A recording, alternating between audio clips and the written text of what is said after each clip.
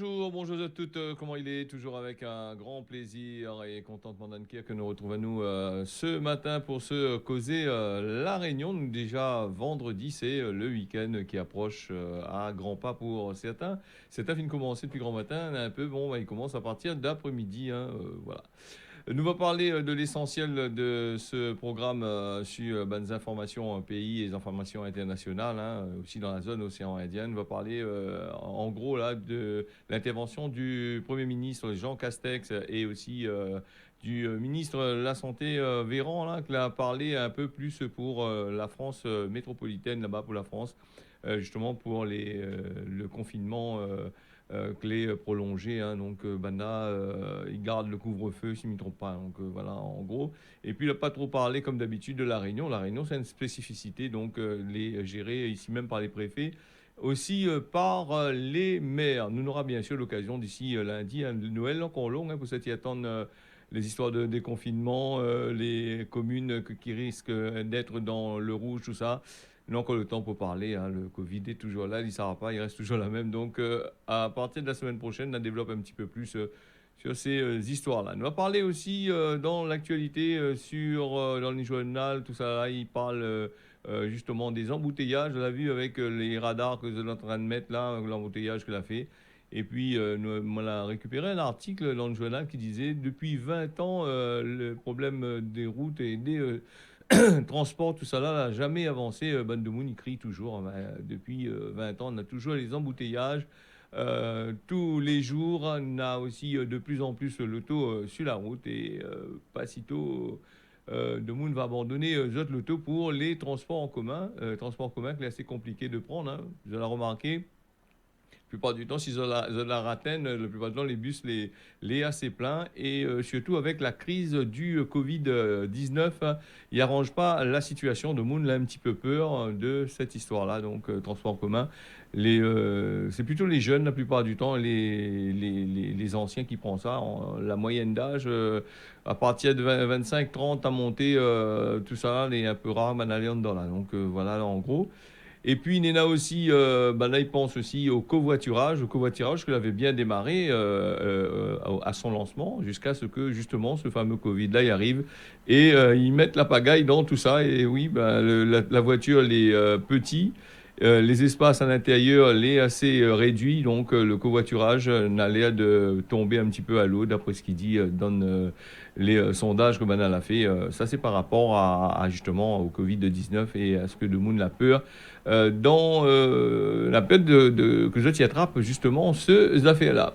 Nous va parler de signature d'aménagement avec le président du TCO, Emmanuel Séraphin. Nous va parler de ça, voilà, les partis, et c'est tout de suite que nous écoutons. Parce que nous avons l'État, la région, le département, les communes du TCO intéressées, mais surtout aussi le Grand Port Maritime et les financeurs qui sont autour de la table et qui valident ensemble 14 projets d'aménagement sur l'ensemble du territoire du TCO pour les 10 prochaines années. Donc ça veut dire qu'on est d'accord sur les projets, ça veut dire qu'on est d'accord sur la manière de faire et qu'on est prêt à la réalisation. Et c'est pour ça que maintenant on va réfléchir à la mise en œuvre d'outils opérationnels pour mettre en œuvre ces projets. Il y a deux projets qui sont en cours de concertation, la ZAC Cambé Oméga et le prolongement de l'axe mix. Et donc bientôt les Réunionnais vont voir des réalisations sur ces espaces de Saint-Paul, du port et de la possession.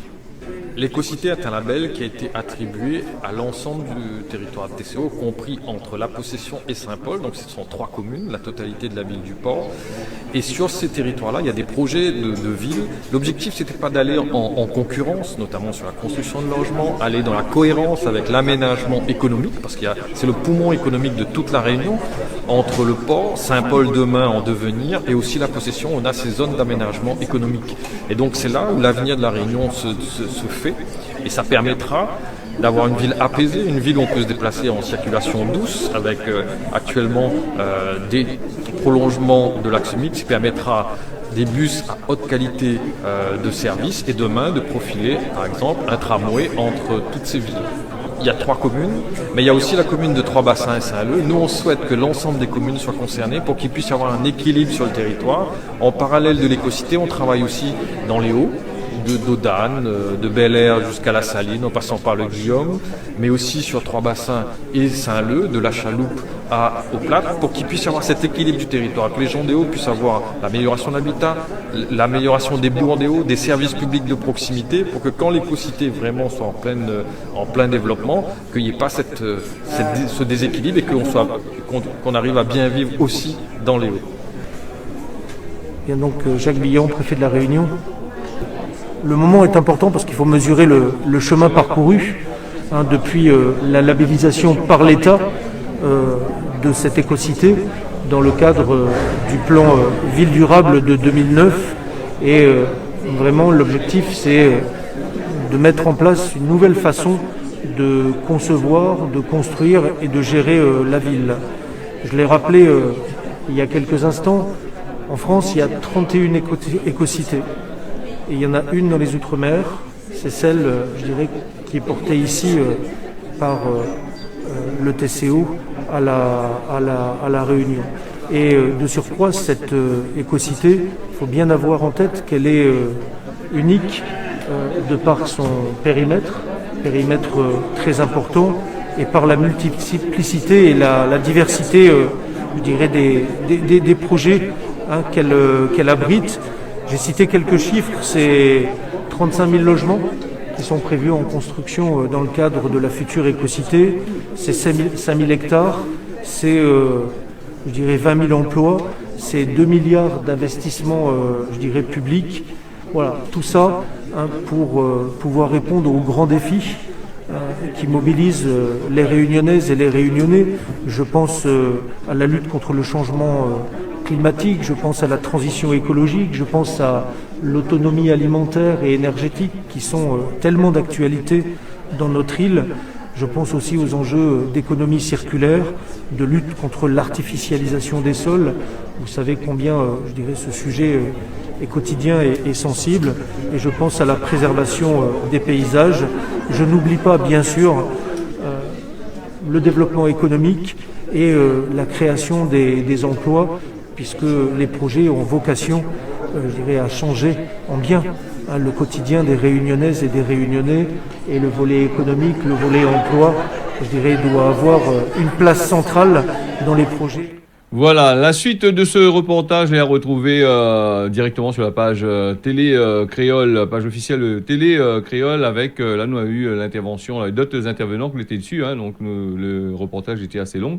Nous l'avons eu Séraphin, monsieur Séraphin, président du TCO, et puis nous l'avons eu aussi le préfet Le Billon, qui l'a intervenu là-dessus justement avec les écocités. C'est vrai que là, il parle beaucoup d'écocités, beaucoup de biodiversité, toutes les hantées là-dedans. Donc, et puis, il parle aussi de transition écologique depuis un bon moment, pas rien qu'à La Réunion, partout ailleurs dans le monde. Il parle justement de ce fameux transition écologique. C'est une affaire assez compliquée à travers le monde à gérer, parce que certains pays, ils ne jouent pas du tout le rôle, ils ne jouent pas le jeu là-dedans et ils continuent à polluer. Bon, nous reste dans notre pays La Réunion avec ce fois-ci intervention de Didier Robert, président du conseil régional. Lui, il était à la 3e conférence internationale du climat et aussi de la biodiversité. Comme il disait, nous l'est toujours en biodiversité, toujours avec le climat, qui est très important pour le climat. Et surtout par les temps qui courent, on a remarqué que la planète il réchauffe de plus de 3 degrés malgré la pandémie, malgré le confinement, malgré l'arrêt des voitures. Il devient assez compliqué pour notre planète, et ça a dû remarquer aussi que la chaleur est due aussi par rapport à tout ça. Nous écoute tout de suite Didier Robert. Aujourd'hui, on tient à La Réunion la 3e conférence internationale sur le climat et la biodiversité. C'est d'abord l'opportunité, l'occasion pour nous, pour la région Réunion, de participer avec d'autres acteurs, avec l'État bien sûr, avec l'OFB, donc à la constitution de cette agence régionale de la biodiversité. Comment finalement rassembler l'ensemble des acteurs, l'ensemble de ceux qui, associations, acteurs locaux, collectivités locales, ont à travailler ensemble pour pouvoir d'abord poser les bases d'une vraie réflexion et ensuite mettre en place des actions pour être certain que nous soyons dans une logique de protection de la biodiversité réunionnaise. Et puis dans un deuxième mouvement, j'ai souhaité que cette action soit portée à l'échelle de l'océan Indien, puisque la question de la biodiversité ne s'arrête pas aux côtes de la Réunion, elle ne s'arrête pas à la Réunion, donc nous avons à réfléchir et à travailler ensemble avec les autres îles de l'océan Indien. Et donc c'est le sens effectivement de cette conférence aujourd'hui, où nous avons pu associer Madagascar, Maurice, les Seychelles, les Comores, Mayotte bien sûr, et puis d'autres acteurs internationaux qui travaillent avec nous aujourd'hui sur cette question éminemment importante. Comment être dans une démarche donc écologique, comment être dans une démarche de protection encore une fois de la biodiversité. Alors visiblement, on a un animal qui se promène beaucoup, c'est la baleine. Et on sait que vous y êtes attaché, on l'a vu il y a 3 ans à peu près. Tout à fait. Ça vous a marqué visiblement? Oui, non, on est sur une démarche aujourd'hui, vous l'avez souligné, qui est une démarche effectivement de faire reconnaître au niveau international, donc auprès de l'UNESCO, ce que nous avons dénommé comme étant le chemin des baleines. Aujourd'hui, dans l'océan Indien, dans nos îles de l'océan Indien, nous avons la chance, donc chaque année, d'avoir des baleines qui reviennent des mers froides du sud, qui reviennent jusqu'à nos côtes pour pouvoir avoir leur bébé. Et donc à ce moment-là, il y a un vrai souci de protection de ces mammifères marins, dont nous voulons faire reconnaître des chemins donc, qui soient sanctuarisés, pour lesquels il n'y ait pas de conflit d'utilisation, d'usage, donc avec les bateaux par exemple aujourd'hui. Et donc ce travail-là est en cours, avec là aussi donc une démarche collective, beaucoup d'associations, beaucoup d'acteurs réunionnais qui travaillent sur le sujet. Nous le faisons également avec les autres acteurs de l'océan Indien, et nous travaillons donc pour pouvoir présenter un dossier avec l'État français auprès de l'UNESCO. Quelles sont les prochaines étapes de la création de l'Agence régionale de la biodiversité? Nous allons donc, au moment où on se parle aujourd'hui, c'est une étape importante puisqu'elle permet de réunir l'ensemble des acteurs.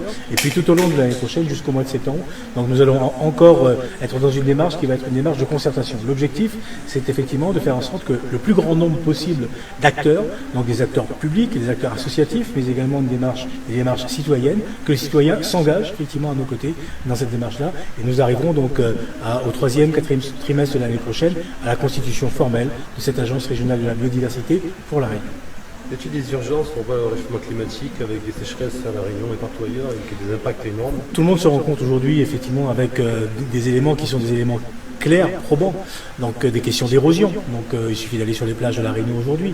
La question de la sécheresse que vous posez aujourd'hui, c'est la première fois depuis de très nombreuses années, en tout cas de mémoire pour beaucoup, qu'il y a donc une situation de sécheresse aussi importante dans l'est de l'île, qui a toujours été le centre qui permettait donc d'avoir de l'eau sur l'ensemble du territoire. Donc on sent bien qu'il y a ces mouvements et nos îles sont parmi les premières impactées. En tout cas, on arrive à mesurer assez facilement donc ce qui est en train de se passer en termes de dérèglement climatique. Donc ça montre bien l'urgence à agir. Donc et il faut le faire donc dans une réflexion globale, donc à l'échelle mondiale bien sûr, en nous appuyant par exemple sur les accords de Paris aujourd'hui, mais il faut pouvoir agir au niveau local, parce que c'est peut-être au niveau local que nous avons les moyens d'être le plus efficace possible. Est-ce qu'on a vraiment les moyens d'accélérer encore pour lutter contre tous ces Oui, monsieur, évidemment. On constate les problèmes, mais quelles seront les priorités dans l'action en fait? Le jour où l'agence ouvre, on s'axe sur quoi? Comment on agit? On commence par quoi? Il y a 3 ou 4 sujets qui sont des sujets clés. Le premier élément, c'est la question de l'information.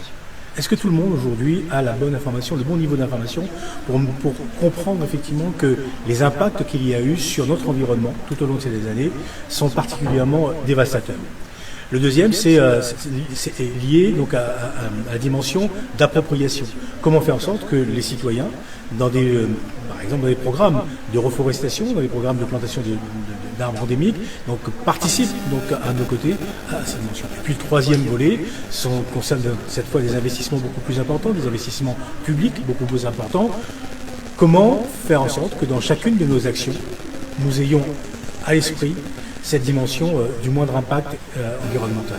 Donc c'est cette logique de bioéconomie, économie et écologie, ne pas opposer les deux, mais être encore une fois dans cette logique qui consiste à faire en sorte que nous trouvions le juste équilibre entre croissance, progrès et protection de la biodiversité.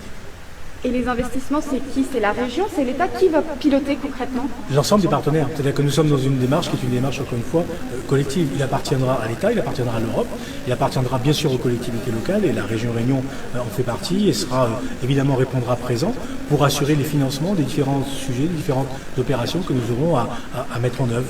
Tout ce qui concerne, par exemple, aujourd'hui les plantations qui ont été repositionnées sur les plages, donc permettent de participer donc, à ces opérations contre l'érosion.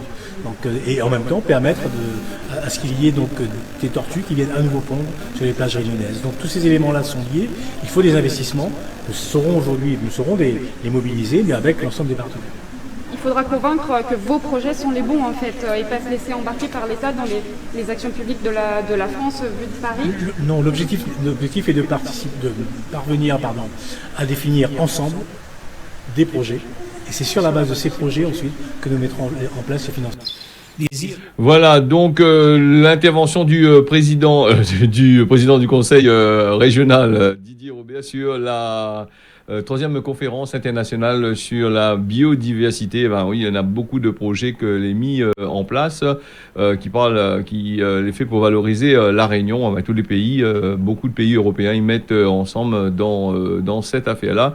Et moi, il va aller pour du côté de l'Europe justement avec le rapport de 2020 sur les émissions à effet de serre, les émissions de gaz, tout ça là.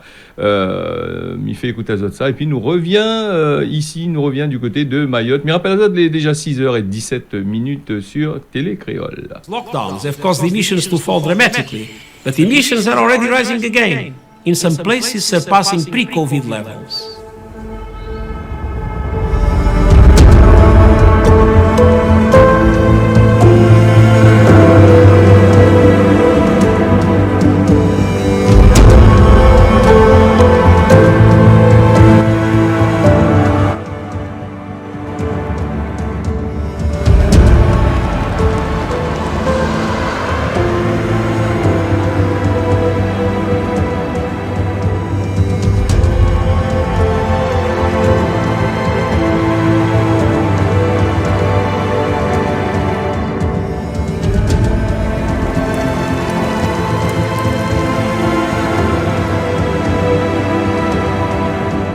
Ecosystems are collapsing. Our life support systems are being destroyed.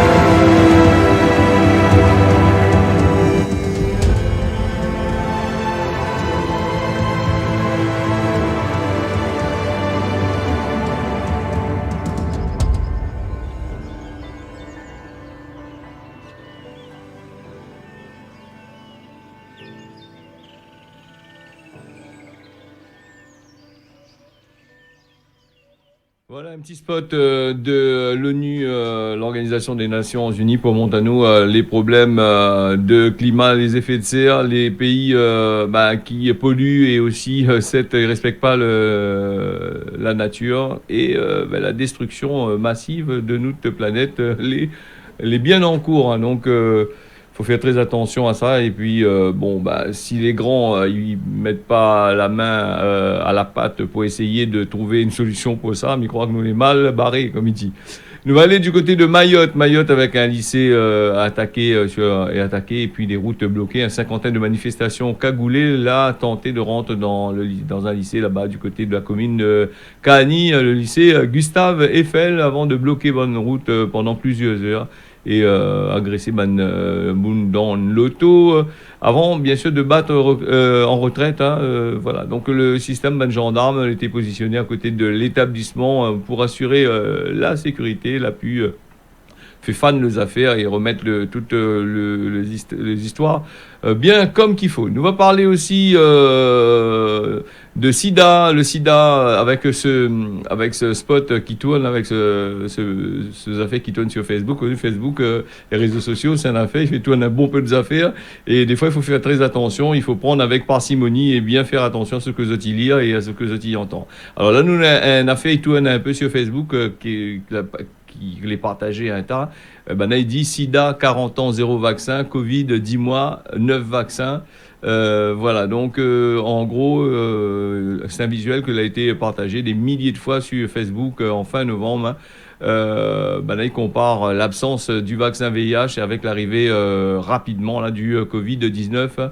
Voilà, donc c'est une affaire qui est assez. Ne peut pas comparer celle de SIDA avec celle de maintenant, parce qu'à l'époque du SIDA, les nouvelles technologies n'étaient pas aussi rapides que ça. Mais trop rapides dans les vaccins, ils risquent de poser des problèmes parce que les vaccins n'ont pas été testés. Nous avons vu que là-bas, dans certains pays, il y a des effets indésirables. Les moindres, n'est pas extra gros effets indésirables, mais veut dire il y a quand même des effets indésirables. Maintenant, on est en train de retravailler là-dessus justement avec Pfizer, BioNTech, Moderna, tout ça là, on est en train de travailler dessus. Donc il dit aussi, jamais dans l'histoire de la recherche, un vaccin a progressé tellement rapidement. Ça, c'est le directeur de l'OMS, l'Organisation mondiale de la santé, Tedros Adhanom, qui disait ça. Le laboratoire Pfizer et l'allemand BioNTech, il annonce des vaccins qui sont efficaces à 90%. D'après ce qu'il dit. Le Royaume-Uni aussi, il a commencé à vacciner... depuis le 2 décembre, on a commencé à mettre en place les problèmes de tester, pour tester un peu sur cette bande monde là-bas. Donc, qui ça va profiter, tout le monde va profiter. Donc, espérons que ce vaccin-là, il arrange la situation et ils ne mettent pas nous dans le malisé. Nous connaissons comment il se passe. En règle générale, il est assez compliqué. Nous allons parler toujours du Covid-19 sur le plan international avec 3... Alors, on avait une cyberattaque là, qui a été menée contre l'Agence européenne des médicaments. Le document qui concerne la demande de mise en marché du vaccin Pfizer et BioNTech a été consulté illégalement. Il annonce le laboratoire américain. Les hackers touchent une zone sensible de ces affaires-là. Tu vois que sur Internet, malgré la crise Covid, les hackers là, ils ne jouent pas. La partie fouille un peu dedans pour voir que ça, il se passe un peu là-dedans. Donc là, c'est dangereux quand même. Donc nous allons suivre ces affaires-là dans la semaine prochaine. Déjà sur Télé Créole, il est déjà 6h23. Nous avons quand même pas mal d'informations pour faire passer. Nous va sauter un peu et nous va revenir bien sûr d'ici lundi. Nous avons aussi l'opération Rouve Zotker. Alors l'opération Rouve Zotker que le temps que m'y trouve les affaires là, c'est l'opération Rouve Zotker en train de mailler Georges, les pas grave. Nous les vendredis, le week-end y arrive. Nous on passe le jingle juste un peu plus tard. Rouve Zotker pour un réunionnais pour vous offrir un Noël, un colis aux malades en soins à Paris ou un accompagnement en partenariat avec la société Soleil Réunion. Un colis de 5 kilos sera livré là-bas à 40 €. Le contact c'est Thierry Araïs, tu appelles à lui au 06 92 607 607 ou sur Paris, la page de Facebook de Marily ACR. Ça va sur Facebook, page officielle de Télé-Créole, tu récupères l'adresse facilement. Et puis, on a le repas solidaire dimanche 13 décembre, comme d'habitude, dans le jardin d'église à Saint-Paul. Tu vas être en solidarité avec offre un repas à ce bon monde-là, 06 92 607 607. Nous va passer causement La Réunion, il y a nous comme ça, si vous voulez en colère, colle en l'air. Donc ça c'est causement Gramoun, et pareil Gramoun dit ça. Ben, jeune aussi, t'es sous en colère, colle en l'air. Donc la colère, elle n'est pas bon et c'est une affaire, il peut atteindre notre santé si vous êtes en colère. Tout le temps, on est en colère, un jour, on fait une crise cardiaque, on sera mort, donc la colère, elle n'est pas bon pour le cœur. Colère et le cœur, il ne marche pas avec. Nous allons passer causement au mot réunionnais avec le mot ponnier. Un ponnier, c'est un peu des affaires que vous trappez un ponnier de riz, vous trappez une poignée, en gros, en français, c'est ce qu'il veut savoir. Un ponnier, on est un ponnier affaires que nous dit aussi nous, donc comme il dit Athéla. Nous allons passer à la météo sur Télé-Créole ce matin, le temps est couvert avec la pluie sur la plaine des Palmistes, là-bas sur à Yon, le temps sera nuageux. Nous aura aussi l'après-midi couvert partout ensemble la pluie sur l'entre-deux, les temps Salé-Léo, la plaine des Palmistes. Il reste toujours avec la pluie, Salazie, Saint-Benoît, Sainte-Rose, Sainte-Suzanne. On aura la pluie par l'autre côté là-bas. Et si nous sommes du côté de Mayotte, le temps sera couvert partout avec la pluie, éclairs le matin comme l'après-midi. Un temps pendant toute cette semaine quasiment, c'est vrai qu'il avait une dépression qui était dans les parages là. Elle ramène un peu la pluie assez loin de la Réunion, c'est pour ça qu'on n'a pas parlé, des 2500 km. Donc elle ramène un peu la pluie dans la zone océan Indien. Et puis Maurice le matin, les prévus la pluie, un petit peu la pluie là pour commencer la matinée. Et dans la journée, le temps sera couvert. Sur toute la journée. Mi souhaite Azot un bon week-end. L'émission l'a fini. Mi remercie Azot d'avoir suivi ça. Rendez-vous dimanche matin 10h midi pour un peu l'ambiance pour Zot là sur Télé Créole. Zot message au 006 157. Si ça me dit Azot, tiens, bosser largue pas, n'y retrouve.